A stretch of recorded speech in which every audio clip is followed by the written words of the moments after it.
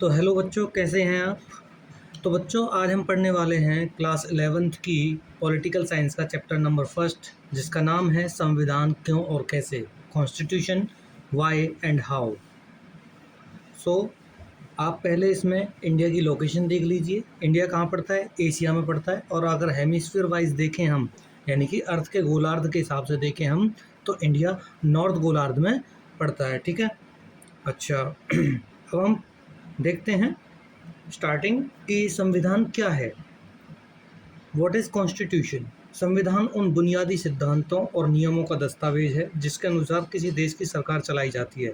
It means constitution क्या है? एक डॉक्यूमेंट है जो जिसमें क्या होते हैं, बेसिक प्रिंसिपल्स होते हैं एंड रूल्स होते हैं, जिसके अकॉर्डिंग क्या होता है, कंट्रीज की जो गवर्नमेंट है वो रन की जाती है। ठीक है।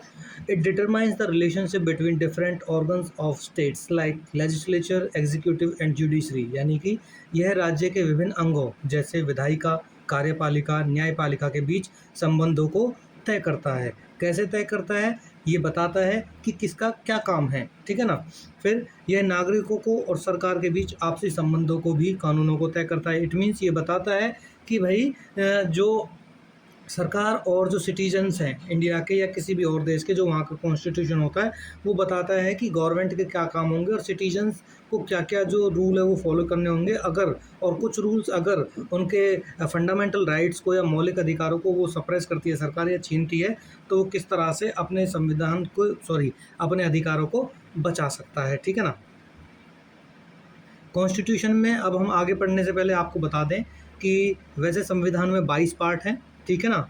और इसके अलावा देखा जाए तो टोटल जो है 8 शेड्यूल्स हैं, यानी कि अनुसूचियां हमारी कितनी है? 8 हैं। अनुसूचियों के बारे में बता दें, शेड्यूल्स के बारे में बता देता हूँ कि स्टार्टिंग में जब हमारा कॉन्स्टिट्यूशन बना था, यानी कि 26 नवंबर 1949 को हमारा जो कॉन्स्टिट्यूशन है वो बनकर रेडी हो गया था। एंड 26 जनवरी 1950 को जो हमारा क्या है, संविधान जो है रन में आया, फोर्स में आया।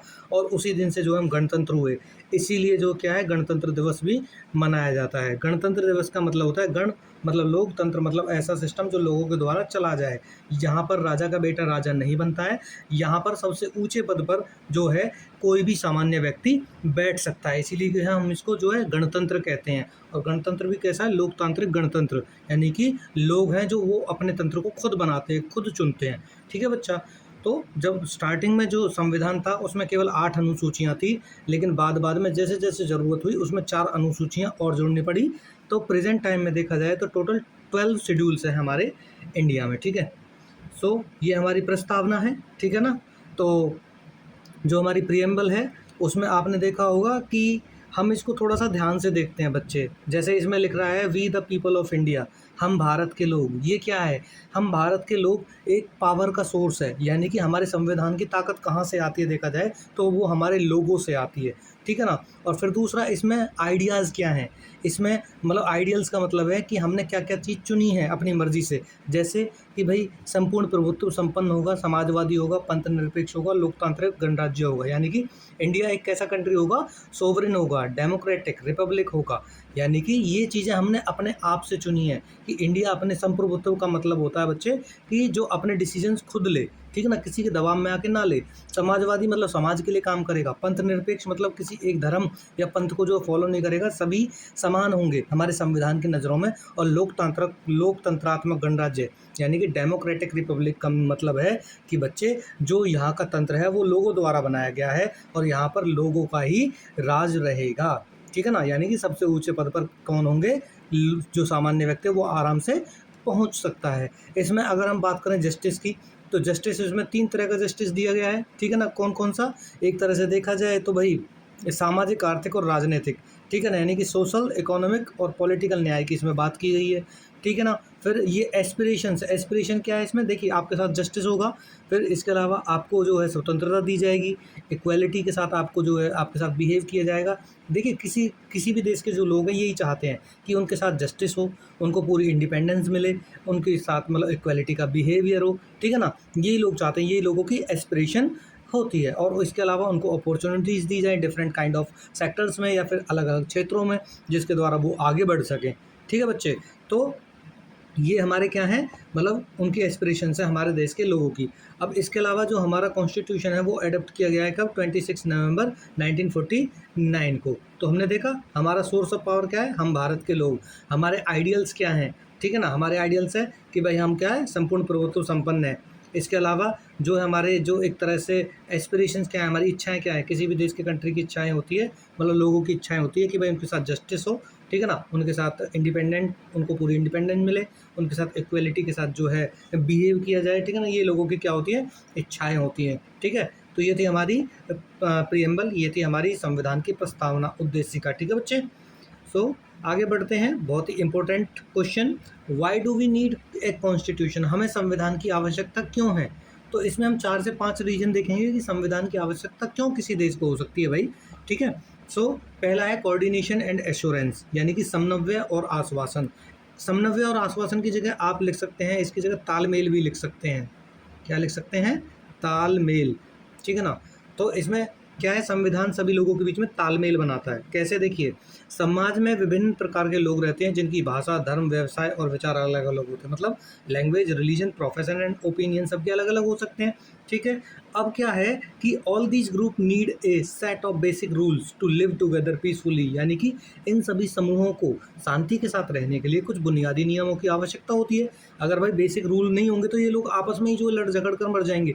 जैसे कि आज ने आप प्रेजेंट टाइम में देख रहे हो, धर्म और भाषा के नाम पर किस तरह जो लोग आपस में लड़ जाते हैं, जात के नाम पर किस तरह से जो लोग लड़ जाते हैं। तो इनको सभी को एक साथ रखने के लिए हमको कुछ एक तरह से लॉज की जरूरत होगी, नियमों की जरूरत होगी, रूल्स की जरूरत होगी हमको, ठीक है ना।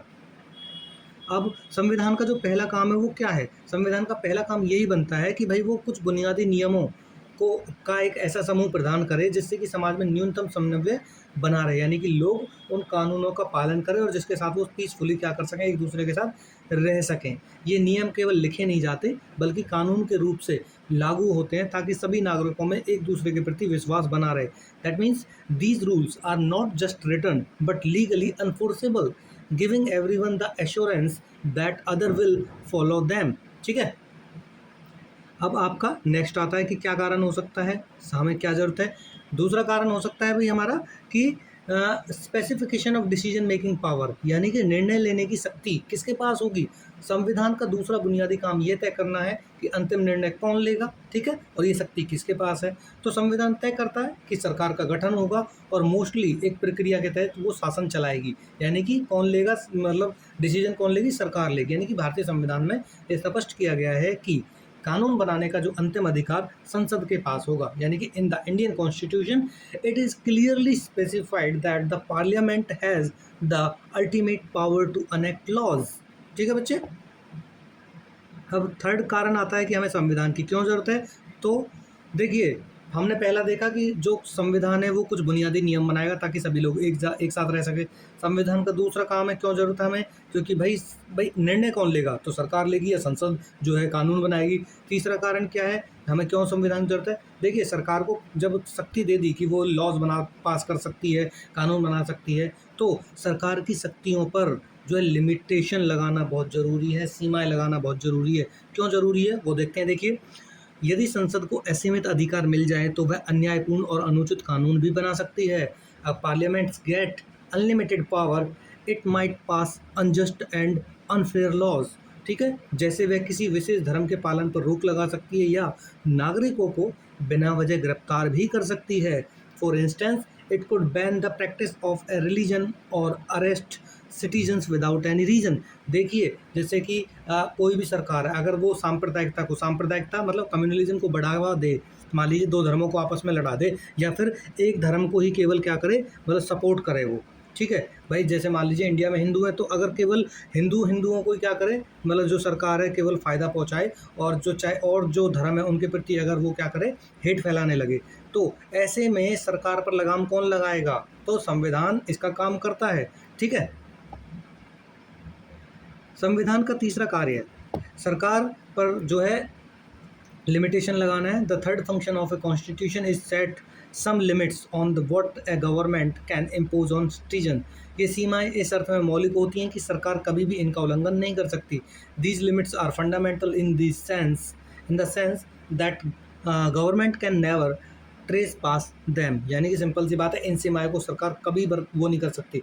यानी कि संविधान जिन कानूनों को बना देगा, ठीक है ना, सरकार उनके उल्लंघन नहीं कर सकती है, उनको सरपास नहीं कर सकती है बिल्कुल भी। नागरिकों को मिलने वाले मौलिक अधिकार, फंडामेंटल राइट, सरकार की शक्तियों पर बड़ी सीमा लगाते हैं। कैसे लगाते हैं? देखिए, आप जानते हैं हमारे कॉन्स्टिट्यूशन में जो है 6 फंडामेंटल राइट्स दिए हुए हैं हमको, ठीक है ना? जैसे कि जो समानता का अधिकार यानी कि इक्वालिटी का अधिकार दिया हुआ है, इंडिपेंडेंस यानी कि फ्रीडम का अधिकार है, ठीक है ना? यानी कि स्वतंत्रता का अधिकार है। इसके अलावा राइट अगेंस्ट एक्सप्लॉइटेशन या एट्रोसिटीज़, यानी कि सिंपल सी बात है, शोषण के विरुद्ध अधिकार दिए गए हैं हमारे संविधान में। धर्म की आज़ादी की स्वतंत्रता दी गई है हमको, और इसके अलावा शिक्षा का अधिकार दिया गया है, और कॉन्स्टिट्यूशनल रेमेडीज़ यानी कि संवैधानिक उपचारों का अधिकार दिया गया है। 6 अधिकार हैं हमारे। लेकिन जब हमारा संविधान बना था तो उसमें टोटल 7 हमारे राइट्स थे, लेकिन बाद में एक राइट्स को हटा दिया, संपत्ति के अधिकार को हटा दिया और उसको नॉर्मल कानून बना दिया था, ठीक है। अब देखिए, जो हमारे मौलिक अधिकार हैं, कैसे सरकार की सीमाओं पर वो लगाते हैं भाई सीमा, कैसे लगाते हैं? वो इस तरह लगाते हैं, क्योंकि जो हमारे कॉन्स्टिट्यूशनल राइट हैं, 6 राइट हैं, अगर इनको हमारी सरकार छीनने का काम करती है तो हम इनको पाने के लिए, या इनके लिए हम सीधा कहाँ जा सकते हैं? सुप्रीम कोर्ट या फिर हाई कोर्ट जो है जा सकते हैं, ठीक है ना बच्चे, इनके लिए। और ठीक है, सुप्रीम कोर्ट और हाई कोर्ट फिर सरकार को ये निर्देश दे सकता है कि आप इस तरह के काम नहीं कर सकते। तो इसीलिए जो हमारे फंडामेंटल राइट्स हैं, हमारे मौलिक अधिकार हैं, वो कहीं ना कहीं सरकार की जो शक्तियां हैं उन पर क्या लगाते हैं? सीमाएं लगाते हैं, ठीक है। फिर क्या है? चौथा कारण क्या है भाई, क्यों जरूरत है हमें संविधान की? इसलिए जरूरत है because aspirations and goal of a society, समाज की आकांक्षाएं और लक्ष्य, यानी कि समाज की कुछ आकांक्षाएं होते हैं, कुछ लक्ष्य होते हैं। जैसे पुराने संविधान केवल सरकार की शक्तियों को सीमित करते थे, लेकिन आधुनिक संविधान समाज की सकारात्मक आकांक्षाओं को भी पूरा करते हैं। यानी कि older constitutions only limited government power, but modern constitutions also fulfil the positive aspiration of the society. यानी कि सिंपल सी बात है, एस्पिरेशन मतलब लोगों की इच्छा होती है भाई, कि भाई हमारे भी कुछ लक्ष्य हैं, हम जीवन में कुछ करना चाहते हैं, अच्छी ज़िंदगी जीना चाहते हैं, अच्छी जॉब करना चाहते हैं, बिजनेस करना चाहते हैं, और हमारा स्टैंडर्ड ऑफ लिविंग, हमारा जो रहन सहन है वो बहुत अच्छा हो, हमारी फैमिली अच्छी नौकरी करे, उनको अच्छे हॉस्पिटल्स, अच्छे स्कूल्स वगैरह मिले, अच्छे रोड्स मिले। तो ये सारी इच्छाएं होती हैं लोगों की। तो ये सारी चीज़ें कौन प्रोवाइड कराता है? संविधान इन सबको प्रोवाइड कराने का काम करता है। तो संविधान का चौथा काम क्या है? What is the fourth work of the constitution? कि समाज की आकांक्षाओं को पूरा करने और एक न्यायपूर्ण समाज की स्थापना करने के लिए सक्षम बनाना है, ठीक है बच्चे। अब बात करते हैं इसके अलावा, जैसे भारतीय संविधान सरकार को क्या करती है? जातिगत छुआछूत और गरीबी समाप्त करने के लिए कदम उठाने की शक्ति देती है। जो भारतीय संविधान है, इंडियन कॉन्स्टिट्यूशन है, वो एम्पावर करता है किसको? गवर्नमेंट को, कि आप ऐसे स्टेप्स लीजिए ताकि आप एलिमिनेट कर सकें कास्ट डिस्क्रिमिनेशन को, अनटचेबिलिटी को, एंड पॉवर्टी को। तो यानी कि आप भेदभाव को ख़त्म करेंगे, छुआछूत को ख़त्म करेंगे और गरीबी को ख़त्म करेंगे। कौन कहता है? संविधान कहता है। किसको कहता है? सरकार को कहता है। इसीलिए आपने देखा होगा कि सरकार जो है गरीबों के लिए स्कीम्स चलाती है, जैसे कि भाई, इसके अलावा जैसे भाई गरीबों को कुछ सहायता दी जाती है कि भाई आप अपना बिजनेस कर लीजिए, आप पढ़ाई के लिए लोन ले लीजिए, या फिर उनको घर प्रोवाइड कराती है, ठीक है ना। इसके अलावा भाई अनटचेबिलिटी यानी कि छुआछूत, जैसे हमारे देश का सबसे बड़ा कलंक है ये जातिवाद और छुआछूत, और इसके लिए जो है भारत सरकार ने, भारतीय संविधान में क्या है, कानून बना रखे हैं। जैसे कि भाई अगर कोई SC ST के साथ कोई डिस्क्रिमिनेशन करता है, भेदभाव करता है, छुआछूत का पालन करता है, तो उसको जो SC ST एक्ट में क्या किया जाता है? सज़ा दी जाती है। और ध्यान रखिए, सज़ा भी ऐसी वैसी नहीं दी जाती, इसमें बेल भी नहीं होती है किसी की, ठीक है। और इसके अलावा गरीबी को दूर करने का काम करती है भारत सरकार। फिर दक्षिण अफ्रीका का जो संविधान है, सरकार को प्रकृति की रक्षा करने और नस्लीय भेदभाव को समाप्त करने की जिम्मेदारी देता है। जो साउथ अफ्रीका का कॉन्स्टिट्यूशन है, वो भी प्रोटेक्ट करता है एनवायरनमेंट को, और एलिमिनेट करता है रेशियल डिस्क्रिमिनेशन, यानी कि नस्लीय भेदभाव का मतलब होता है बच्चा कि गोरे और काले का जो भेदभाव होता है अफ्रीका में, वो बहुत ह्यूज लेवल पे था। इसीलिए आपने एक नाम सुना होगा नेल्सन मंडेला जी का। किसका नाम? नेल्सन मंडेला, ठीक है ना। वो वहाँ के राष्ट्रपति भी रहे थे, और उनको 27 से 28 साल अपने जेल में बिताने पड़े थे, ठीक है ना, केवल इस नस्लीय भेदभाव के लिए, ठीक है ना, रेशियल जो डिस्क्रिमिनेशन होता था उनके साथ, इसके लिए, ठीक है। फिर इंडोनेशिया का जो संविधान है, सरकार को राष्ट्रीय शिक्षा प्रणाली स्थापित करने और गरीब बच्चों की देखभाल का निर्देश देता है। यानी कि देखिए, इंडोनेशिया में वही काम हो रहा है, समाज की भलाई के लिए वहाँ का संविधान क्या दे रहा है? पावर दे रहा है गवर्नमेंट को, ठीक है। फिर लास्ट है आपका fundamental identity of A people, यानी कि राष्ट्र की बुनियादी पहचान देता है कौन? संविधान। कैसे देता है वो देखते हैं। देखिए, भाई पहला, the constitution express the fundamental political identity of the people as a collective whole, यानी कि जो संविधान है वो सबको एक बुनियादी पहचान देता है। यानी कि देखिए एक देश में बहुत सारे ग्रुपों के लोग रहते हैं, बहुत सारी भाषाओं के लोग रहते हैं, बहुत सारे धर्मों के जात के लोग रहते हैं, जिनकी संस्कृति हो सकता है अलग अलग हो, धर्म हो सकता है अलग अलग हो। तो संविधान क्या करता है, सबको एक साथ लाता है और उनको एक पहचान देता है कि भाई आप सभी इंडियन हो। देखा होगा ना, इंडिया का जो पासपोर्ट है या फिर आपका आधार कार्ड है, उन सब में लिखा होता है कि भाई हम भारत के नागरिक हैं। सिंपल सी बात है, यही तो पहचान होती है। तो सबकी एक ही पहचान है, क्या, कि हम भारतीय हैं। ठीक है, डॉक्टर अम्बेडकर भी कहते हैं we are the Indians firstly and lastly. ठीक है बच्चे, तो संविधान के बुनियादी नियमों को स्वीकार करके ही हम एक राजनीतिक पहचान प्राप्त करते हैं। ठीक है, और यह नागरिकता के नियमों को तय करके हमारे नैतिक और व्यक्तिगत जीवन के लिए बुनियादी ढांचा भी प्रदान करता है, यानी कि fundamental values that we can not trespass, establishing a moral identity. दुनिया के अधिकांश संविधान विभिन्न नस्लों और धर्मों के लोगों को मिलाकर एक नई राष्ट्रीय पहचान देते हैं। जैसे कि मैंने बताया अभी, most constitutions across the world bundle different ethnic and religious groups into a shared national identity। ठीक है बच्चे, तो अब हम पढ़ेंगे एक केस स्टडी। तो अब हम पढ़ेंगे नेपाल में संविधान का निर्माण, यानी कि एक केस स्टडी दी हुई है आपके चैप्टर में कि भाई संविधान का जो निर्माण है वो नेपाल में कैसे हुआ है। नेपाल का उदाहरण दिखाता है कि एक नया संविधान बनाना कितना कठिन और आवश्यक काम है। ये बहुत ज़्यादा असेंशियल प्रोसेस है और डिफ़िकल्ट है कोई भी न्यू कॉन्स्टिट्यूशन बनाना। नेपाल ने 1948, 51, 59, 62 एंड 1990 में 5 बार अलग अलग संविधान बदला है या बनाए हैं। यानी कि देखिए 1948 से 1990 तक 5 बार बदल चुके हैं अपना संविधान। ठीक है, तो आप इससे अहमियत लगा सकते हैं कि नया संविधान बनाना और एक तरह से लागू रखे रखना संविधान को कितना कठिन काम हो सकता है। इन सभी संविधानों में अंतिम शक्ति राजा के पास सुरक्षित थी, जिससे वास्तविक लोकतंत्र स्थापित नहीं हो पाया था। सिंपल सी बात ये थी कि जो नेपाल का कॉन्स्टिट्यूशन था उसमें जो लास्ट पावर थी या फिर सुप्रीम जो पावर थी वो किसके पास थी, वो थी नेपाल के राजा के पास में। ठीक है ना, अब जब तक जो पावर है वो नेपाल के राजा के पास में रहेगी, दैट मीन्स कि वहाँ पे कम्प्लीटली डेमोक्रेसी जो है पूर्ण रूप से लोकतंत्र स्थापित नहीं हो सकता था। अब इससे क्या हुआ था, लोग नाराज़ थे। ठीक है ना, ये मैप पर आप लोकेशन देख सकते हैं कि जो नेपाल की पोजीशन है ये रही, यहाँ पे नेपाल है, ये भूटान है, इधर चाइना है, पाकिस्तान है, अफगानिस्तान है, ये श्रीलंका है, ये वाला बांग्लादेश है। ठीक है ना। सो 1990 के संविधान के खिलाफ जनता में क्या हुआ, एक लंबा आंदोलन शुरू हुआ, क्योंकि जो राजा ने सरकार की शक्तियों को अपने हाथ में ले रखा था। जैसे कि मैंने बताया आपको कि जो सुप्रीम पावर थी वो किसके पास थी, वो किंग के पास थी। ठीक है ना, नेपाल के लोग राजा की शक्तियों को सीमित करके एक नई संविधान सभा कॉन्स्टिट्यूएंट असेंबली का गठन करना चाहते थे। The people of Nepal wanted to limit the king's power and demand new constituent assembly to write a fresh document. ठीक है, कुछ राजनीतिक दल राजा को पूरी तरह हटाने के पक्ष में थे और कुछ राजा को सीमित शक्तियों के साथ रखना चाहते थे। यानी कि कुछ जो पॉलिटिकल पार्टीज थी या पॉलिटिकल ग्रुप्स थे वो चाहते थे कि भाई हम कंप्लीटली अबॉलिश करेंगे, किसको कंप्लीटली अबॉलिश करेंगे, मोनार्की। मोनार्की मतलब राजा वाले सिस्टम को ख़त्म करेंगे। But others wanted to ceremonial king, यानी कि वो चाहते थे कि कोई बात नहीं, आप नामचारे के लिए उसको रख लीजिए। जैसे आज के टाइम में अगर एग्जांपल देखें मोनार्की का, जो केवल नामचारे के लिए, लाइक यूनाइटेड किंगडम, यानी कि ब्रिटेन की हम एग्जांपल ले सकते हैं। वहाँ के जो राजा रानी होते हैं बट नाम के लिए होते हैं, लेकिन वहाँ की जो ओरिजिनल पावर होती है वहाँ की पार्लियामेंट के पास होती है, प्राइम मिनिस्टर के पास होती है, एंड देयर जो साइमल्टेनियसली उसके जो कैबिनेट मिनिस्टर्स होते हैं उनके पास जो ओरिजिनल पावर होती है। ठीक है ना। सो अंततः 2008 में नेपाल में राजशाही को समाप्त कर दिया गया और वह एक लोकतांत्रिक गणराज्य बन गया। Finally in 2008 the monarchy was abolished in Nepal and it became a democratic Republic. लंबी बहस और संघर्ष के बाद नेपाल ने वर्ष 2015 में अपना लोकतांत्रिक संविधान अपनाया। न्यू एडेप्टेड इट्स, जो नेपाल है वो उसने एडेप्ट किया it's new democratic constitution in the year of 2015। ठीक है, सो नेक्स्ट आता है हमारा the authority of a constitution.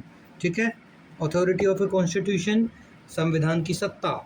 तो कोई संविधान कितना प्रभावी होगा और लोग उसका कितना सम्मान करेंगे, यह 3 मुख्य बातों पर निर्भर करेगा। देखिए सिंपल सी बात आपको बता दूं कि कोई भी संविधान जो बनाया जा रहा है किसी भी देश में जिसमें संविधान की ही चलती है, जैसे हमारा देश ले लीजिए इंडिया, हमारे इंडिया में सबसे जो सुप्रीम है वो कौन है? वो कॉन्स्टिट्यूशन है, संविधान है। तो किसी भी संविधान का प्रभाव या लोग उसको कितना मानते हैं, ये इस बात पर डिपेंड करता है कि संविधान किन लोगों द्वारा बनाया गया है, संविधान को बनाने का तरीका क्या रहा है, संविधान बनाने वाले जो लोग हैं उनको चुना कैसे गया है, संविधान बनाने वाले जो लोग हैं उनकी लोग कितनी इज्जत करते हैं। जैसे कि इंडिया, यानी कि इंडिया का संविधान क्यों सब सफल रहा है? क्योंकि इंडिया का संविधान उन लोगों ने बनाया जिन्होंने स्वतंत्रता संग्राम, यानी कि इंडियन इंडिपेंडेंस जो मूवमेंट है उनमें पार्टिसिपेट किया, उनमें भाग लिया, यानी कि स्वतंत्रता की लड़ाई लड़ी। और लोगों को ये विश्वास था कि ये जो भी कानून बनाएंगे, जो भी नियम बनाएंगे, वो हमारी भलाई के लिए रहेंगे। इसीलिए इंडिया का जो संविधान है, जो सफलतम संविधानों में से एक है, सक्सेसफुल कॉन्स्टिट्यूशंस में से एक है वर्ल्ड के।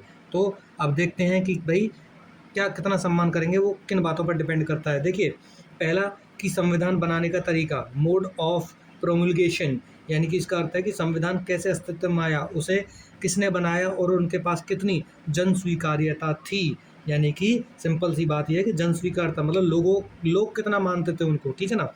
This refer to how constitution came in to being, who crafted it and what authority they passed, ठीक है।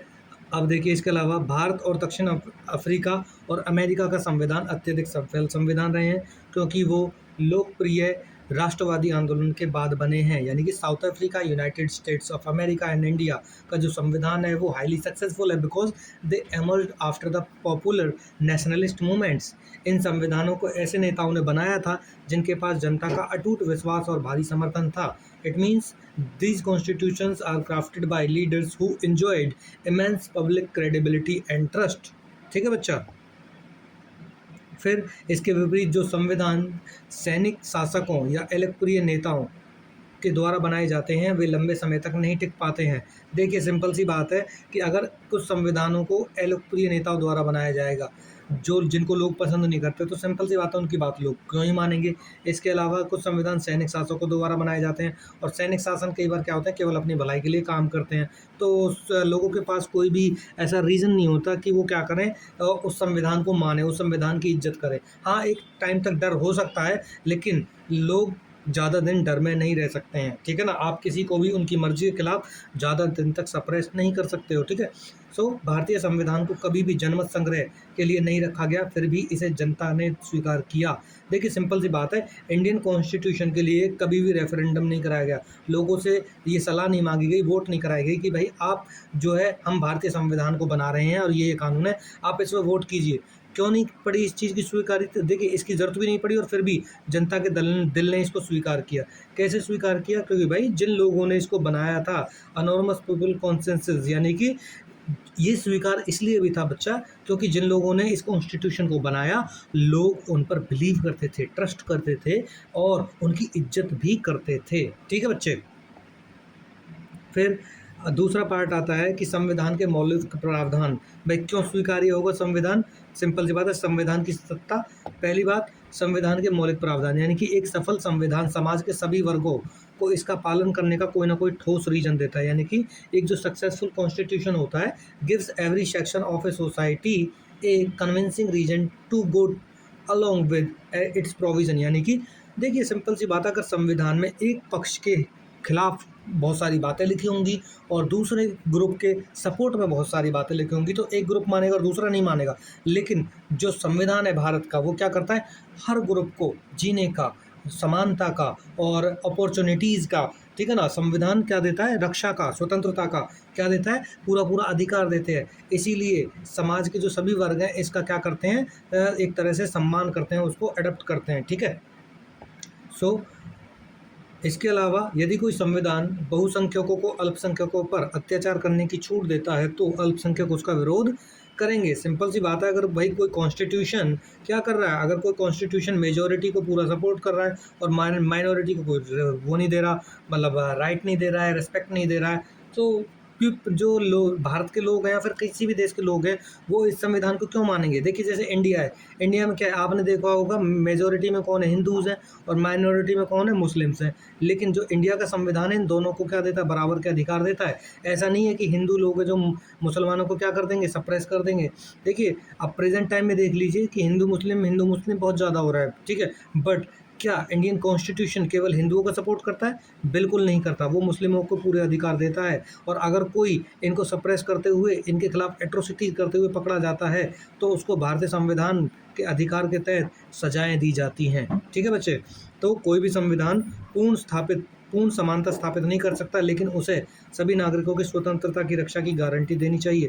देखिए इस लाइन का जो कहने का मतलब है वो बड़ा गंभीर है कि संविधान क्या करेगा, सभी को समानता नहीं दे सकता। समानता का मतलब यहाँ पे इकोनॉमिक समानता से हो सकता है। देखिए समानता वो समानता है कि भाई लोग भेदभाव नहीं करेंगे, छुआछूत नहीं करेंगे, ये समानता है, ठीक है।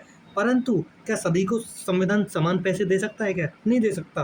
क्यों नहीं दे सकता? क्योंकि जो लोग जितने पढ़े लिखे होंगे, उन्हीं उसी के हिसाब से उनको अपॉर्चुनिटीज़ दी जाएंगी, उसी के हिसाब से उनको रोज़गार मिलेगा, उसी के हिसाब से उनकी सैलरीज होंगी। बट लेकिन संविधान क्या करेगा, सबकी रक्षा करने की क्या देगा भाई, प्रोटेक्ट करने का क्या देगा, अधिकार देगा। कोई किसी को मान नहीं सकता है, और संविधान सबके साथ बराबर का बिहेव करेगा, ठीक है बच्चे। तो इसके अलावा संतुलित संस्थागत रूपरेखा। भाई संतुलित संस्थागत रूप का मतलब है बैलेंस्ड इंस्टीट्यूशनल डिज़ाइन। संविधान को इस तरह से बनाया जाना चाहिए कि कोई भी एक संस्था अधिक शक्तिशाली होकर संविधान को नष्ट करने का काम ना कर सके। यानी कि constitution must be design so that no single institution can acquire a monopoly of power and subvert it. यानी कि सिंपल सी बात एक है कि संविधान ने सभी को बराबर की शक्ति दे रखी है। जैसे कि हमारे यहाँ क्या है, हॉरिजॉन्टल फ्रेगमेंटेशन ऑफ पावर है, यानी कि भारतीय संविधान में क्षैतिज बंटवारा है शक्तियों का, बराबर की शक्ति होती है। किस किस के पास, ध्यान रखना, लेजिस्लेचर विधायिका के पास, एग्जीक्यूटिव कार्यपालिका के पास, और जुडिशरी न्यायपालिका के पास, तीनों के पास बराबर शक्ति है। यहाँ तक कि इलेक्शन कमीशन के पास भी, चुनाव आयोग के पास भी। इनमें किसी के पास ना ज़्यादा पावर है ना ही कम पावर है। अगर इनमें से कोई एक इंस्टीट्यूशन, एक जो है अपनी मोनोपोली, अपनी तरह से तानाशाही बनाने की कोशिश करेगा, उसको दूसरा वाला क्या कर देगा, दबा देगा। जैसे कि मान लीजिए हमारी लेजिस्लेचर है, विधायिका है, इसमें क्या करते हैं, बड़े बड़े मंत्री बैठते हैं जैसे लोकसभा में, ठीक है। तो क्या करते हैं, कोई कानून बनाते हैं, और कोई ऐसा कानून बना दे जो इनको सुप्रीम पावर दे दे। तो पता है आपको, इंडिया में कानून ऐसे ही नहीं बनता, पहले लोकसभा में पास होता है, फिर राज्यसभा में पास होता है, ठीक है ना, और फिर लास्ट में जाके जो है उस पर क्या लगती है, प्रेसिडेंट की क्या लगती है, साइन होते हैं, तब जाके कोई एक कानून बनता है, हमारा लॉ बनता है, ठीक है। और सबसे बड़ी बात तो एक है, लॉ बनने से पहले जो लॉ बनेगा उसको जो न्यायपालिका है यानी कि जुडिशरी है, वो उसका क्या करेगी, पुनर्निरीक्षण करेगी, एनालिसिस करेगी। और अगर वो कानून इंडिया के संविधान की सीमाओं को पार करता है या इंडिया के संविधान के स्ट्रक्चर को नुकसान पहुंचाने का काम करेगा, तो न्यायपालिका उस कानून को बनने ही नहीं देगी, ठीक है ना। और अगर सुप्रीम कोर्ट भी अपनी चलाता है ज़्यादातर चीज़ों में, और वो नहीं मानता, संविधान के दायरे में काम नहीं करता, तो विधायिका ऐसे कानून पास कर सकती है कि वो संविधान की, इसकी सुप्रीम कोर्ट की शक्तियों पर क्या लगाएंगे, सीमा लगाने का काम करेंगे, ठीक है ना। तो इसीलिए जो संविधान है उसने क्या कर रखा है, एक संतुलित संस्थागत रूपरेखा, यानी कि भारतीय संविधान ने सभी को बैलेंस रूप में डिजाइन किया है, ठीक है ना। यानी कि ना किसी को ज़्यादा पावर है ना किसी को कम। और हॉरिजॉन्टल फ्रेगमेंटेशन ऑफ पावर का मतलब है, क्षैतिज बंटवारे का मतलब है कि सभी के पास बराबर की शक्तियाँ होंगी। बट अगर वर्टिकल पावर की बात करें तो जैसे इंडिया में दोनों हैं, हॉरिजॉन्टल भी पावर है, इन सबको हॉरिजॉन्टल पावर दे रखी है। बट अगर हम स्टेट वाइज मतलब लेवल वाइज देखें तो जो सेंट्रल गवर्नमेंट है उसको सबसे ज़्यादा पावर होती है, उसके बाद स्टेट गवर्नमेंट के पास ज़्यादा पावर होती है, एंड देन फिर जो लोकल गवर्नमेंट होती है, स्थानीय सरकार, केंद्र सरकार, राज्य सरकार और फिर स्थानीय सरकार, इस तरह से इनमें शक्तियों का बंटवारा होता है। केंद्र के पास सबसे ज़्यादा, राज्य के पास उससे कम, और जो लोकल गवर्नमेंट है उसके पास सबसे कम, ठीक है ना। तो इंडिया ने दोनों तरह के जो क्या बना रखे हैं, एक तरह से डिज़ाइन अपना रखे हैं, ठीक है बच्चे। फिर यह चेक एंड बैलेंस का जो काम करता है, वही वाली बात के चेक एंड बैलेंस का कैसे काम करता है बच्चे, कि देखिए सिंपल सी बात एक है कि भाई अगर कोई एक पावर मोनोपोली करने की कोशिश करेगा तो दूसरा उसको क्या करेगा, दबा देगा, ठीक है ना। और दूसरा, संविधान कैसा है हमारे भारत का, हमारे संविधान जो है लचीला है, फ्लेक्सिबल है ना। हमारा संविधान क्या है, ज़्यादा रिजिड है, और ना ही हमारा संविधान ज़्यादा क्या है भाई, एक तरह से बिल्कुल लचीला है, ठीक है ना। ना ज़्यादा ठोस है ना ज़्यादा सॉफ्ट है। हमारा संविधान कैसा है, फ्लेक्सिबल है, यानी कि ना ही तो हमारे संविधान में जल्दी से संशोधन किया जा सकता है और ना ही हमारे संविधान को जल्दी से क्या किया जा सकता है भाई, बदला जा सकता है, ठीक है ना, मतलब बदला जा सकता है और ना ही उसका मिसयूज़ किया सकता है, ठीक है ना। इसको हम पढ़ेंगे संविधान संशोधन यानी कि कॉन्स्टिट्यूशनल अमेंडमेंट वाले उसमें पार्ट में, ठीक है। अच्छा, तो अगर संविधान कठोर हो तो वो जल्दी से टूट जाता है और अत्यधिक लचीला हो तो वो स्थिरता खो देता है, यानी कि लोग उसका मिसयूज़ करने लगते हैं। तो इंडिया का संविधान कैसा है? इंडिया का संविधान कठोर भी है और लचीला भी है, ठीक है ना बच्चे। फिर आती है how was the Indian constitution made. तो how was the Indian constitution made, भारतीय संविधान को संविधान सभा ने बनाया, कॉन्स्टिट्यूएंट असेंबली ने बनाया, ठीक है। सो संविधान सभा की जो पहली बैठक है वो कब हुई, 9 दिसंबर 1946 को होती है, ठीक है ना। और विभाजन के बाद इसको पुनर्गठन किया जाता है। देखिए सिंपल सी बात एक है कि जो संविधान है हमारा कॉन्स्टिट्यूशन इंडिया को कॉन्स्टिट्यूएंट असेंबली बनाया। सबसे पहली बात तो इसके लिए इलेक्शन भी हुए थे, ठीक है ना, और तब लोग चुनकर भेजे गए थे।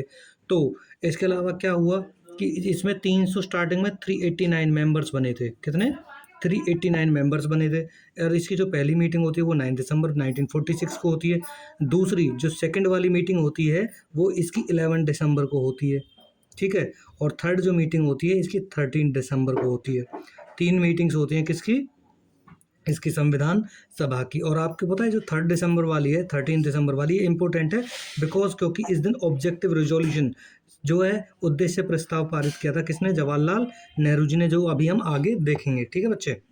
सो और पुनर्गठन का मतलब है, देखिए पुनर्गठन का मतलब और बता दूं आपको, जो इसका ये मतलब दे रखा है पुनर्गठन, ठीक है ना, इसको रिकंस्ट्रक्ट किया गया था, रीअसेंबल्ड किया गया था, क्योंकि 1947 में जब हम आज़ाद हुए तो आप जानते हैं इंडिया के जो है 2 हिस्से हो गए थे, ठीक है ना। एक हो गया था इंडिया और दूसरा हो गया था पाकिस्तान, ठीक है ना। तो कुछ सीटें पाकिस्तान में चली गई थी, इसलिए इसको क्या बनाया गया था, दोबारा बनाया गया था कॉन्स्टिट्यूएंट असेंबली को, ठीक है बच्चे। ये उस समय की क्या है, ये कॉन्स्टिट्यूएंट असेंबली है। यहाँ पे जो है प्रेसिडेंट बैठते थे, हेड बैठते थे कॉन्स्टिट्यूएंट असेंबली के, और यहाँ पे कोई भी जो है मंत्री भाषण देता था, ठीक है ना। और इस तरह से जो है कतार में जो है उस टाइम इनके जो मेंबर्स थे वो बैठे रहते थे, ठीक है बच्चे। अब आगे बात करते हैं a composition of the constituent assembly, संविधान सभा की संरचना कैसी थी। संविधान सभा का गठन ब्रिटिश कैबिनेट द्वारा भेजे कैबिनेट मिशन योजना यानी कि प्लान के द्वारा जो है आधार पर हुआ। यानी कि सिंपल सी बात यह है कि जो संविधान सभा बनी, कॉन्स्टिट्यूएंट असेंबली बनी, उसको तब बनाया गया जब ब्रिटेन से कैबिनेट प्लान आया। कैबिनेट प्लान आया इसका मतलब था कुछ लोग आए और उन्होंने बताया कि भाई भारत का जो संविधान बनाना है और वो कैसे कैसे बनाना है, फिर उन्होंने बताया था, ठीक है ना, कैसे बनाना है, यानी कि योजना क्या रहेगी, प्लानिंग क्या रहेगी, आपको क्या क्या करना है, ठीक है। इसके अलावा प्रत्येक प्रांत और देशी रियासतों को उनकी जनसंख्या के अनुपात में क्या दी गई, सीटें दी गई। यानी कि 10 लाख की जनसंख्या पर, आबादी पर, पॉपुलेशन पर एक सीट थी। जैसे कि आज के टाइम में भी आपने देखा होगा जो लोकसभा मेंबर होते हैं, एमपी मेंबर ऑफ पार्लियामेंट्स, वो 10 लाख की पॉपुलेशन पर एक बनता है। और आपने देखा होगा इंडिया में कितने जो में एमपीज बनते हैं, 543 एमपी बनते हैं। जैसे फरीदाबाद के एमपी की अगर हम बात करें तो कौन है, फरीदाबाद का एमपी है हमारा कौन, कृष्णपाल गुर्जर जी, ठीक है ना। कौन है, कृष्णपाल गुर्जर जी हैं, और ये पूरे 10 लाख पर एक है, पूरे फरीदाबाद के एक हैं ये, ठीक है।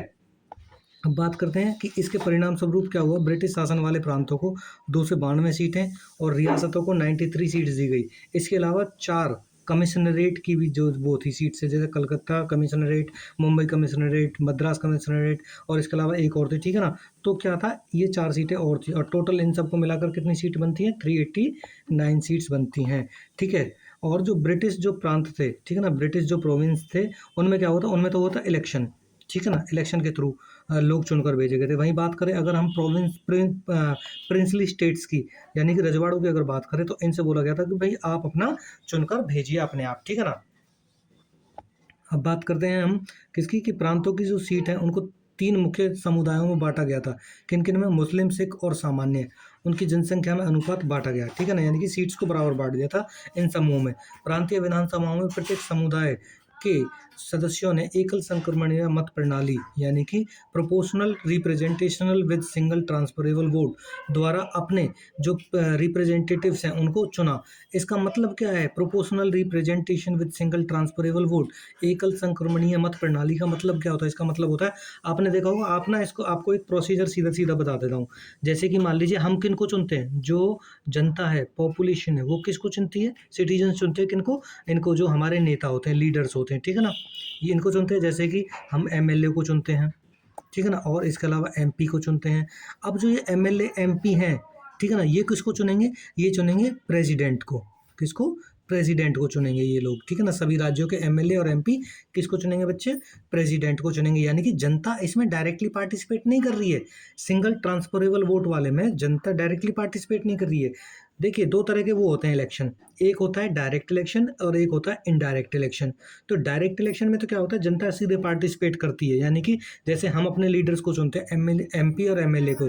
बट अगर हम बात करें प्रेसिडेंट की, तो ये इनडायरेक्ट इलेक्शन होता है, यानी कि जिनको हम चुनते हैं एमपी एमएलए, वो लोग इनको चुनते हैं। तो इसी को बोलते हैं सिंगल ट्रांसफरेबल वोट, यानी कि क्या है ये? Proportional representation with single transferable vote, एकल संक्रमणीय मत प्रणाली, ठीक है ना। और आज भी प्रेजेंट में ये इंडिया में दोनों यूज होते हैं। कैसे यूज होते हैं? जैसे कि मान लीजिए, अगर हमको एमपी एमएलए चुनना है तो डायरेक्ट इलेक्शन होंगे, और अगर प्रेसिडेंट चुनना है तो ये डायरेक्ट होगा। और ध्यान रखना, जो डायरेक्ट इलेक्शन है वो मोस्टली उन देशों में होता है जिनकी पॉपुलेशन बहुत ज़्यादा है, और जो इनडायरेक्ट इलेक्शन है वो जल्दी सी उन देशों में होता है जिनकी पॉपुलेशन बहुत ही कम है, ठीक है बच्चे। जैसे इजराइल वगैरह की पॉपुलेशन कम है तो वहाँ होगा, लेकिन इंडिया एक ह्यूज कंट्री है, बहुत बड़ी ह्यूज पॉपुलेशन इंडिया की। अगर पॉपुलेशन की बात करें तो 1 अरब 45 करोड़ के आसपास हमारी जनसंख्या है। तो इतने बड़े देश में क्या ये जो हम डायरेक्टली प्रेसिडेंट की पावर मतलब वो करेंगे, तो इलेक्शंस में इतना खर्चा आ जाएगा कि भाई एक प्रेसिडेंट के लिए इतने लोग वोट डालने जाएंगे। इसलिए केवल हमने दोनों चीज़ें अपनाई, डायरेक्ट और इनडायरेक्ट इलेक्शन दोनों हमने एक्सेप्ट किए हैं, ठीक है बच्चे। फिर देश रियासतों के प्रतिनिधित्वों को चुनाव का तरीका उनके शासकों के साथ परामर्श के करके तय किया गया था। प्रिंसली स्टेट जो है was to be determined by consultation with their rules, यानी कि उन्होंने अपने रूल और रेगुलेशन के हिसाब से लोगों को चुना और फिर भेजा, वो उन पे छोड़ दिया गया था। विभाजन का क्या प्रभाव हुआ था हमारे देश पे? देखिए, सिंपल सी बात एक है कि 3 जून 1947 को विभाजन की योजना के बाद पाकिस्तान के क्षेत्रों से आने वाले सदस्यों जो है सदस्य, वो सभा के सदस्य नहीं रहे। जो कॉन्स्टिट्यूएंट असेंबली बनी थी, सिंपल सी बात है, जब बंटवारे का पूरा वो हो गया, प्रावधान हो गया, भाई अब बंटवारा होगा ही होगा इंडिया का, तो क्या हुआ? हुआ ये कि भाई जो कुछ हिस्से जो है उसमें चले गए पूर्वी पाकिस्तान में, और कुछ हिस्से चले गए पश्चिमी पाकिस्तान। देखिए, जैसे ये इंडिया है बीच वाला हिस्सा, इधर बांग्लादेश है जो आज का, वो पहले पूर्वी पाकिस्तान था, और जो इधर पाकिस्तान है ही। तो कुछ हिस्से इसमें चले गए इंडिया के, कुछ हिस्से इसमें चले गए इंडिया के। तो इससे क्या हुआ, जो मेंबर इस स्टेट से आते थे और जो मेंबर इस हिस्से से आते थे, तो क्या हुआ, यानी कि उनकी सदस्यता क्या हो गई? उनकी सदस्यता तो रद्द हो गई। और आपने देखा होगा एक बहुत इंपॉर्टेंट पर्सन कॉन्स्टिट्यूएंट असेंबली के, वो बांग्लादेश वाली सीट से आते थे, बांग्लादेश वाले हिस्से से आते थे, ढाका वाले साइड से आते थे, जिनका नाम था डॉक्टर BR अम्बेडकर, जिनको फादर ऑफ इंडियन कॉन्स्टिट्यूशन भी बोला जाता है। उनकी सदस्यता स्टार्टिंग में रद्द हो गई थी। क्यों? क्योंकि वो बांग्लादेश वाले हिस्से से आते थे, पूर्वी पाकिस्तान वाले हिस्से से जीत कर आए थे। लेकिन बाद में क्या हुआ, जब उनकी जरूरत पड़ी तो उनको कॉन्स्टिट्यूएंट असेंबली का क्या बनाया गया? मेंबर बनाया गया, और उनको हेड बनाया गया था। किस चीज़ का हेड बनाया गया था? ड्राफ्टिंग कमेटी का हेड बनाया गया था, प्रारूप समिति का उनको क्या बनाया गया था? हेड बनाया गया था, जिसने मेजर काम किया था हमारे संविधान को बनाने का, ठीक है बच्चे। तो इसके बाद संविधान सभा के वास्तविक सदस्यों की संख्या घटकर 299 हो गई, यानी कि जो पहले 389 थी हमारे लोग, उसकी संविधान सभा की जनसंख्या मतलब संख्या मेंबरों की, वो कितनी हो गई? घटकर 299 हो गई, ठीक है, क्योंकि बंटवारा हो गया था। 26 नवंबर 1949 को 26 नवंबर 1949 को हमारा जो संविधान है वो अंतिम रूप से बनकर तैयार हुआ, और उस पर 284 सदस्यों ने क्या किए? सिग्नेचर किए थे, एडप्ट किया था उसको। और आज भी अगर क्वेश्चन पूछा जाए कि हमारे संविधान पर कितने लोगों के हस्ताक्षर हैं, मेंबरों के जो है सिग्नेचर हैं, तो हम देखेंगे कितने हैं? 284 मेंबर्स के क्या है? सिग्नेचर हैं। यह संविधान विभाजन की भयंकर हिंसा के बीच में बना, फिर भी इसने भारत के धर्मनिरपेक्ष और लोकतांत्रिक स्वरूप को अपनाया। यानी कि सिंपल सी बात, देखिए, जो हमारा कॉन्स्टिट्यूशन है वो बिल्कुल हॉरिफिक वायलेंस और पार्टीशन के बीच में बना था, यानी कि हिंसा हो रही थी लार्ज स्केल पे हिंदू और मुसलमानों के बीच, लेकिन फिर भी हमारा संविधान इतना जस्टिसेबल रहा, जो इतना जस्टिफाई करता है लोगों के साथ, कि उन्होंने एक चीज़ अपनाई, सेकुलर, किसी देश किसी धर्म का राज नहीं होगा, भारत के संविधान के नज़रों में सारे धर्म एक होंगे, और दूसरा इंडिया एक डेमोक्रेटिक रहेगा, लोकतांत्रिक राज्य रहेगा, ठीक है ना। ओके बच्चे, तो इसके अलावा फिर हम बात करते हैं कि प्रिंसिपल्स ऑफ डिलीब्रेशन, विचार विमर्श का सिद्धांत, ये बड़ा इंपॉर्टेंट पार्ट है कि प्रिंसिपल्स ऑफ डिलीब्रेशन क्या है। संविधान सभा की जो असली ताकत थी इस बात में थी कि इसके सदस्य केवल अपने हितों को नहीं बल्कि पूरे देश की बात कर रहे हैं। It means the true authority of the assembly lay in the fact that its member debated keeping the entire nation's interest in the mind rather than the sectional interest, यानी कि जितने भी सदस्य थे वो चाहे किसी सेक्शन से आते हों, उन्होंने अपने स्वार्थ के लिए कभी काम नहीं किया, उन्होंने जितना भी काम किया लोगों के हित के लिए काम किया, इस बात को भूलकर कि हमारा भला किस में और किसी और का किस में है, ठीक है ना। उन्होंने सभी को समानता के आंकड़े पर आंका, ठीक है। संविधान के लगभग हर प्रावधान पर लंबी, गंभीर और तार्किक बहस हुई और लोकतंत्र को मजबूत किया, यानी कि सिंपल सी बात है, कोई भी एक लॉ बना, कोई भी एक नियम बना, वो केवल ऐसे नहीं है कि किसी एक व्यक्ति ने चाहा तो बन गया, नहीं। कोई भी एक कानून तब बनता था, भाई हमारा जो मेन कॉन्स्टिट्यूशन कौन बना रही थी, ड्राफ्टिंग कमेटी बना रही थी, ठीक है ना, प्रारूप समिति बना रही थी, कौन बना रही थी, प्रारूप समिति बना रही थी, जिसके अध्यक्ष कौन थे, हेड कौन थे, डॉक्टर अंबेडकर थे। तो ऐसा नहीं है कि डॉक्टर अंबेडकर जो चाहते थे वो बन गया, नहीं। देखिए, डॉक्टर अंबेडकर कहते थे कि भाई ये कानून होना चाहिए, जनता के लिए क्या रहेगा, अच्छा रहेगा, तो वो पहले उस सात सात जो मेंबर थे ड्राफ्टिंग कमेटी के, वो उस पर वोट करते थे, और जिसके हिस्से में वो आ जाती थी, मतलब जैसे 4 वोट जिसके हिस्से में पड़ जाते थे, वही कानून बनता था। और मान लीजिए कोई डिसीजन इन सातों से भी नहीं हो रहा है, तो उसको ले जाया जाता था पूरा कॉन्स्टिट्यूएंट असेंबली में, जहाँ पे 299 सदस्य बैठे हुए थे, और वहाँ पे वोटिंग होती थी, और जिस पक्ष में वोट जाता था वही कानून बन जाता था। मतलब ऐसा नहीं है कि कोई एक करेगा। अब आप कहोगे कि सर जब फैसले ऐसे हो रहे थे, डिसीजन ऐसे हो रहे थे, तो डॉक्टर अंबेडकर को ही फादर ऑफ कॉन्स्टिट्यूशन क्यों बोला जाता है। देखिए, बड़ा इंपॉर्टेंट क्वेश्चन है भाई, इसलिए बोला जाता है बच्चे, क्योंकि जो 7 सदस्य थे ड्राफ्टिंग कमेटी में, अभी हमने डिस्कस किया ना, 7 सदस्य थे, ठीक है, इनमें से ज़्यादातर ने काम किया ही नहीं था, ठीक है, कोई बीमार पड़ गया था, किसी को इमरजेंसी आ गई थी, ठीक है, इसकी वजह से क्या हुआ, जो सारा बर्डन है वो किस पे आ गया, वो डॉक्टर अंबेडकर पे आ गया। और ध्यान रखना, डॉक्टर अंबेडकर की जो हेल्थ थी वो खराब थी, ठीक है ना, फिर भी उन्होंने क्या किया, उन्होंने अपनी हेल्थ को भूलते हुए किस पे काम किया, हमारा एक समानतावादी, न्यायपूर्ण और लोकतांत्रिक संविधान बनाकर तैयार किया। इसीलिए बाबा साहब डॉक्टर भीमराव अंबेडकर को भारतीय संविधान का पिता कहा जाता है, ठीक है बच्चे। यूं ही कोई टाइटल किसी को नहीं दिया जाता, ठीक है। और ऐसे ही कॉन्स्टिट्यूएंट असेंबली में एक बार डॉक्टर राजेंद्र प्रसाद, जो कि हमारे भारत के पहले प्रेसिडेंट थे और संविधान सभा के अध्यक्ष भी थे, उन्होंने क्या कहा था कि हम बहुत सौभाग्यशाली हैं कि हमको डॉक्टर अंबेडकर के साथ काम करने का मौका मिला है, और वो इस टाइटल के पूरे हकदार भी हैं, ठीक है बच्चे। तो सार्वभौमिक वयस्क मताधिकार, ये बहुत इंपॉर्टेंट हिस्सा है। कैसे है भाई, देखिए, जो यूनिवर्सल एडल्ट सफरेज एकमात्र ऐसा प्रावधान था जो बिना किसी वाद विवाद के सर्वसम्मति से पास हो गया।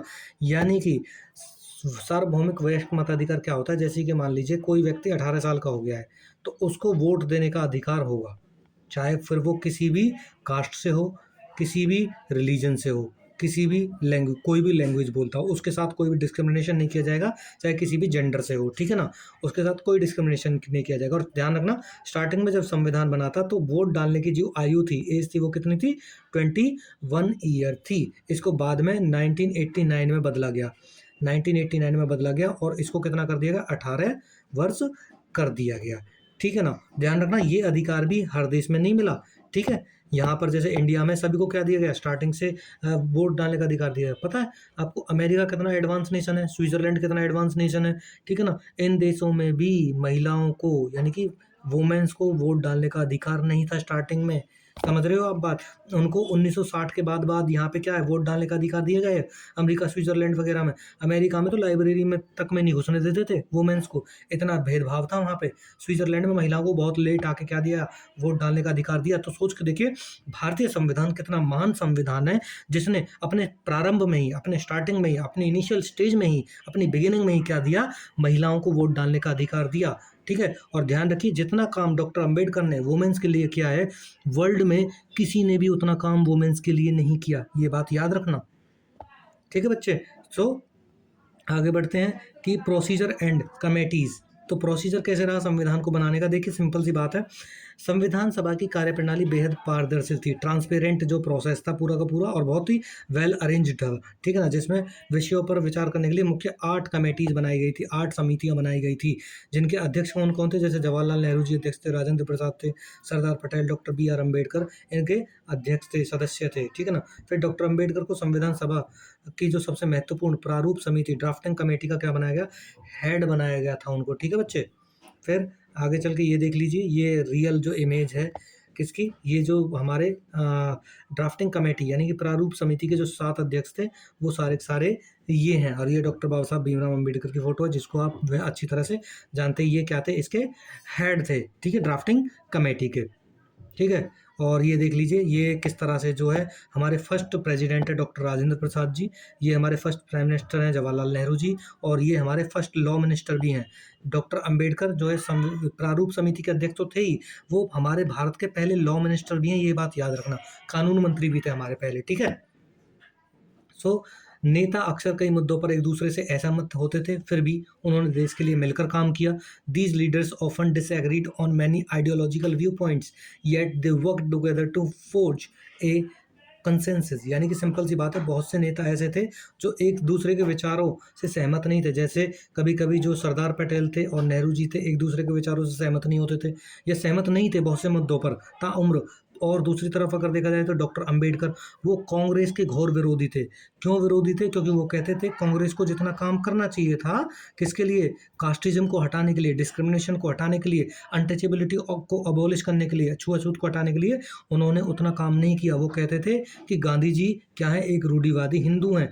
और देखिए खुद इस बात को गांधी जी भी जो है एक्सेप्ट करते हैं अपनी किताबों में, जो उनकी किताबें हैं, ठीक है बच्चे। तो इसके लिए देखिए फिर भी एक दूसरे से सहमत नहीं थे, लेकिन फिर भी इन्होंने क्या किया, पूरे देश के लिए मिलकर काम किया। संविधान सभा में कुल 166 बैठकें हुई और हमारा संविधान 2 ईयर 11 मंथ एंड 18 डेज में बनकर तैयार हुआ। लगभग 3 साल हो जाते हैं, समझ रहे हो, इतने दिन में हमारा संविधान बनकर रेडी हुआ, ठीक है बच्चे। सो अब आता है हमारा द ऑब्जेक्टिव रिजोल्यूशन, उद्देश्य प्रस्ताव, ठीक है। जवाहरलाल नेहरू ने 13 दिसंबर 1946 को उद्देश्य प्रस्ताव जो है पेश किया, कहाँ, संविधान सभा में, ऑब्जेक्टिव रिजोल्यूशन, ठीक है ना। अब ये क्या था, ध्यान रखिए, ये हमारे संविधान के जितने भी मौलिक मूल्य हैं, मूल्य, आकांक्षाएं, आदर्श और दर्शनों को स्पष्ट रूप से वो क्या करता है, परिभाषित करता है। देखिए जो रिजोल्यूशन था इसमें जो इंडिया के एस्पिरेशंस हैं, वैल्यूज़ हैं, आइडियाज़ हैं, ओवररेंचिंग है फिलोसफी है, ओवर आर्किंग फिलोसफी है बिहाइंड आवर कॉन्स्टिट्यूशन, वो पहले से इस उद्देश्य प्रस्ताव में थी। और ध्यान रखना जो भारत की प्रियम्बल है वो उसका जो मुख्य आधार है, उसका जो कॉर्नरस्टोन है, उसका जो बेस है, वो क्या रहा है, उद्देश्य प्रस्ताव ही रहा है कि हमारा संविधान बेसिकली किन किन चीज़ों को एडेप्ट करेगा, ठीक है ना। वो पहले से ही उद्देश्य प्रस्ताव में था, ठीक है ना, विजन था एक तरह से ये, ठीक है। ये हमारे जो फर्स्ट प्राइम मिनिस्टर हैं डॉक्टर जवाहरलाल नेहरू जी, और उन्होंने कॉन्स्टिट्यूएंट असेंबली में कब पेश किया था इसको, 13 दिसंबर 1946 को ऑब्जेक्टिव रिजोल्यूशन क्या किया था, पेश किया था, ठीक है बच्चे। ये क्वेश्चन भी आता है कई बार डायरेक्टली। सो मेन पॉइंट देखेंगे, ऑब्जेक्टिव रिजोल्यूशन, उद्देश्य प्रस्ताव के मेन पॉइंट क्या है, India is independent, sovereign and democratic Republic है, स्वतंत्र है, संप्रभु है और लोकतांत्रिक गणराज्य है। स्वतंत्र है, संप्रभु का मतलब आप जानते हैं अपने डिसीजन खुद लेना, किसी के दबाव में आकर नहीं लेना। लोकतांत्रिक मतलब लोगों का राज्य रहेगा। गणतंत्र मतलब गणों का, गण लोग यानी कि यहाँ के लोग हैं वो राज करेंगे, और कोई एक सामान्य व्यक्ति भी देश के सबसे ऊंचे पद पर पहुंच सकता है, ठीक है। फिर भारत एक संघ होगा यानी कि यूनियन होगा, जिसमें ब्रिटिश प्रांत और देशी रियासतें शामिल होंगी, यानी कि इंडिया क्या है, यूनियन होगा, किसका, स्टेट्स का। इसीलिए इंडिया का पूरा जो नाम है यूनियन ऑफ इंडिया है, अलग अलग राज्यों का मिलकर क्या बनाता है, एक संघ बनाता है, ठीक है ना। भारत के सभी नागरिकों को सामाजिक, आर्थिक और राजनीतिक न्याय, समानता और स्वतंत्रता की गारंटी देता है।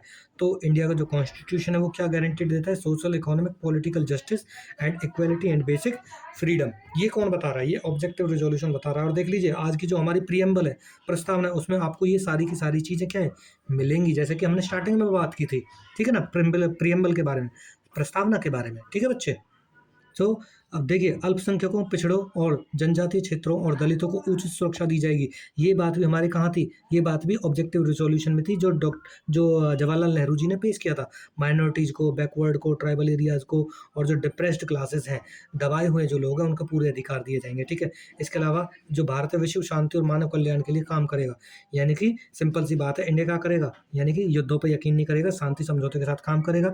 दूसरा, इंडिया मानव जो भारत का संविधान है या फिर जो भारत है, वो मानव कल्याण के लिए काम करेगा, वर्ल्ड पीस को प्रमोट करेगा और welfare of all kinds. Welfare मतलब जैसे कि गरीब लोग हैं, पिछड़े लोग हैं, दलित लोग हैं, इनके लिए क्या करेगा? इनका कल्याण का काम करेगा। और इन्हीं के लिए नहीं, भारत की जो महिला हैं, उनके लिए काम करेगा और जो भारत के आम आदमी हैं, चाहे फिर वो कोई भी हो, सभी के लिए अच्छा-अच्छा काम करेंगे, ठीक है ना? तो इस तरह से जो भारत का संविधान है, विश्व शांति और मानव कल्याण को बढ़ावा देता है। अब बात करते हैं institutional arrangement and borrowed features, ठीक है? यानी कि संस्थागत व्यवस्था और जो उधार लिए गए प्रावधान। देखिए, संविधान निर्माताओं ने एक ऐसी संतुलित शासकीय व्यवस्था बनाई जहाँ कार्यपालिका, विधायिका, न्यायपालिका एक दूसरे का सम्मान करते हैं। देखिए क्या है कि ऐसा फ्रेम डिज़ाइन किया गया था कि जो गवर्नमेंट है, एग्जीक्यूटिव, लेजिस्लेचर और जुडिशरी एक दूसरे का सम्मान करेंगी, ठीक है? कोई भी मोनार्की स्थापित नहीं कर सकती, अपनी डिक्टेटरशिप एस्टेब्लिश नहीं कर सकते इंडिया में। फिर उन्होंने जो दुनिया के अन्य बेहतरीन संविधान थे, उनसे क्या किया? उन अच्छी चीज़ों को एक्सेप्ट किया, प्रोविजंस में डाला जो हमारे देश के लिए अच्छे होंगे। ध्यान रखना, कुछ लोग ये ब्लेम करते हैं, एलिगेशन लगाते हैं किस पे? भारतीय संविधान पर। भारतीय संविधान पर ये एलिगेशन लगाते हैं कि भाई ये तो कॉपी किया है दूसरे देशों से। लेकिन आपको एक बात बताऊं, इंडिया का जो संविधान है, इसमें दो महत्वपूर्ण पर्सन थे। कौन कौन से पर्सन थे वो? दो महत्वपूर्ण लोग कौन थे? एक थे बी.एन. राव, ठीक है? और दूसरे थे डॉक्टर अंबेडकर। अब इनकी मैं एक बात बता दूं, आपको बात बताऊं कि डॉक्टर इसके बी.एन. राव जी का काम इतना था कि इन्होंने जो विदेशी संविधान है केवल डॉक्टर अंबेडकर को ला के दिए थे, और ला के दिए थे। उसके बाद डॉक्टर अंबेडकर ने कम से कम 65 संविधान, यानी कि 60 से 65 संविधान को क्या किया था? पढ़ा था। और पढ़ करके उसको भारत की स्थिति क्या है, भारत को क्या चाहिए उनमें से, और दूसरा भारत की स्थितियों के अनुरूप उनको ढालकर संविधान में मतलब लाया गया। यानी कि सोच के देखिए, एक तो केवल संविधान ला रहा है दूसरे देश से कि भाई आप इसको पढ़ के देख लीजिए, क्या इसमें अच्छी अच्छी बातें हैं। दूसरा, डॉक्टर अंबेडकर उन सबको रीड कर रहे हैं और उनमें से अच्छी अच्छी चीज़ों को खुद निकाल रहे हैं। और केवल निकाल नहीं रहे हैं, निकालने के बाद भी उसको मॉडिफाई कर रहे हैं, उसमें चेंज कर रहे हैं कि क्या ये भारतीय परिस्थिति में ठीक रहेगा या नहीं रहेगा। क्योंकि भारत एक बहुत डाइवर्स कंट्री है।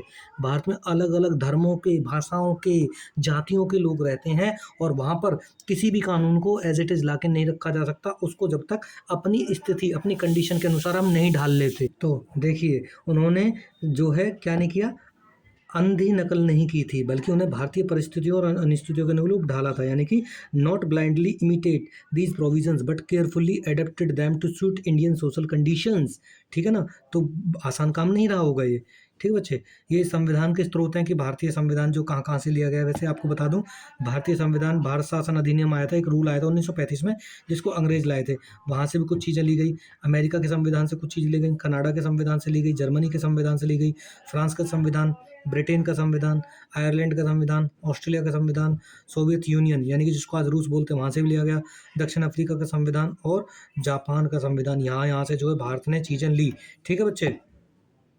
ये देखिए, ये वही है सोर्सेज ऑफ इंडियन कॉन्स्टिट्यूशन की, कहाँ कहाँ से हमने जो चीज़ें ली हैं, ठीक है? Features borrowed from the direct countries, कहाँ कहाँ से चीज़ें ली हैं? देखिए, सबसे पहले आता है इसमें क्या? ब्रिटेन का संविधान, कॉन्स्टिट्यूशन ऑफ ब्रिटेन, यहाँ से लिया। First past the post system of election, सर्वाधिक मत के आधार पर चुनाव जीतना, यानी कि जिसको सबसे ज़्यादा वोट मिलेंगे वो जीत जाएगा, ठीक है? फिर क्या है? संसदीय सरकार की संसदीय स्वरूप, यानी कि पार्लियामेंट, जो आज का हमारा जैसे लोकसभा, राज्यसभा वगैरह, मतलब पार्लियामेंट का जो सिस्टम है, जो रूप है, वो कहाँ से लिया गया है? सब यहीं से लिया गया है। कानून का शासन का विचार, यानी कि रूल किस, idea of rule of law, ये कहाँ से लिया? ये भी यहीं से लिया गया है। विधायिका के अध्यक्ष और उनकी भूमिका, ये भी कहाँ से ली गई है? ये वहाँ से ली गई है। कहाँ से? ब्रिटेन के संविधान से। अध्यक्ष कौन होता है? आपने देखा ना, एक हेड सी सीट बनी होती है पूरे संविधान, जैसे ये ऐसे लोग बैठे होते हैं संविधान सभा में या फिर लोकसभा में, ऐसे कतारों में बैठे, एक हेड बैठा होता है, उसी को हम बोलते हैं अध्यक्ष, ठीक है ना? वर्तमान में लोकसभा का अध्यक्ष कौन है? ओम बिरला है, ठीक है ना? ओम बिरला जी फिलहाल के टाइम जो हमारे अध्यक्ष हैं लोकसभा के, ठीक है बच्चे? फिर कानून, लॉ मेकिंग प्रोसीजर, कानून निर्माण विधि, यानी कि कानून कैसे बनेंगे, ये भी हमने कहाँ से लिया है, सब ब्रिटेन से लिया है। दूसरा, अमेरिका से हमने क्या लिया है, यूनाइटेड स्टेट्स से हमने क्या लिया है, अमेरिका से पहला जो है फंडामेंटल राइट्स लिए हैं, ठीक है ना। हमारे मौलिक अधिकार क्या होंगे, ये हमने वहाँ से लिए। 6 मौलिक अधिकार है ना हमारे, पहले 7 थे अब 6 हैं। फिर न्यायिक पुनरावलोकन की शक्ति, पुनर्अवलोकन करेंगे हम न्याय का। पुनर्अवलोकन मतलब दोबारा देखेंगे, यानी कि पावर ऑफ जुडिशियल रिव्यू। मान लीजिए कोई न्याय दे दिया, कोई मतलब एक तरह से डिसीजन दे दिया हमारे सुप्रीम कोर्ट ने, तो सुप्रीम कोर्ट ने अगर कोई डिसीजन दे दिया है तो सुप्रीम कोर्ट क्या करेगा, दोबारा अपने डिसीजन को क्या कर सकता है, रिव्यू कर सकता है, देख सकता है कि कोई गलती तो नहीं हुई है हमसे, ठीक है ना। तो ये भी हमने कहाँ से लिया, अमेरिका से लिया है। फिर न्यायपालिका की स्वतंत्रता, इंडिपेंडेंस ऑफ द जुडिशरी, ठीक है ना, ये भी हमने कहाँ से ली है, ये भी हमने अमेरिका के संविधान से ली है। फिर आयरलैंड का संविधान, आयरलैंड के संविधान से हमने क्या लिया है, राज्य के नीति निर्देशक तत्व लिए हैं। इसको हम पढ़ेंगे जब हम सेकंड चैप्टर पढ़ेंगे ना अधिकार वाला, तब मैं आपको बताऊंगा कि directive principle of state policy क्या होता है, ठीक है ना। राज्य के नीति निर्देशक तत्व ये हमने कहाँ से लिए हैं, आयरलैंड के कॉन्स्टिट्यूशन से लिए। फ्रांस के संविधान से हमने लिया है क्या, principles of liberty, equality, fraternity, यानी कि स्वतंत्रता, समानता, बंधुत्व का सिद्धांत लिया है।